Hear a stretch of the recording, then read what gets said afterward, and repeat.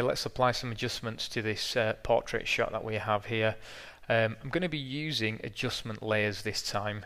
If you've not looked at the layers tutorial, please make sure you do that first before continuing on here. And I'm going to click this black and white circle, and I've got all these different options here. Now I can also select them using the icons here, but I'm going to stick to this method which I've used previously, and I'm going to start with levels. I'm going to increase the blacks, increase the whites. Just going to give this image a little bit more of a contrast. A little bit more pop there, that's good. Again, it's on its own layer, so I can turn it on, I can turn it off. I can reduce how much of this effect is applied by adjusting the opacity. I'll leave that at 100%. Next I'm going to do a hue saturation. Again, it's the new adjustment layer has been created automatically.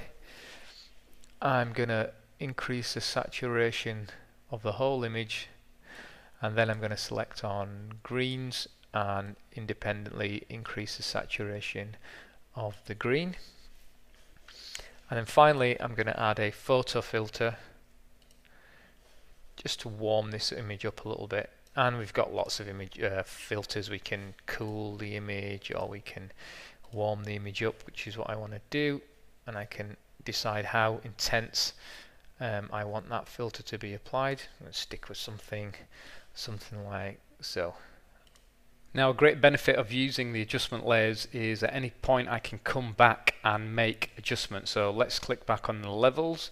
Let's say I wanted more contrast. I could just come back here and tweak these values even more. Let's say, for example, I didn't want to warm the image up. I actually wanted to cool the image down a little bit. Again, just by clicking on the layer, I can go back and adjust that.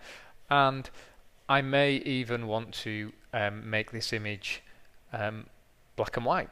So now I've reduced this saturation. So by having all these different layers, at any point we can come back and we can make adjustments, and we've always got total flexibility here. We're not committed because we can just come back and make any alterations that we want. This is different from using the previous image adjustments. That is applied directly to the image and it's destructive, whereas these are non-destructive because we're never really changing the image underneath. We are simply adding things on top which makes the image underneath look different, and again we can turn them on and off at any point and make fine-tuned adjustments to these however we wish.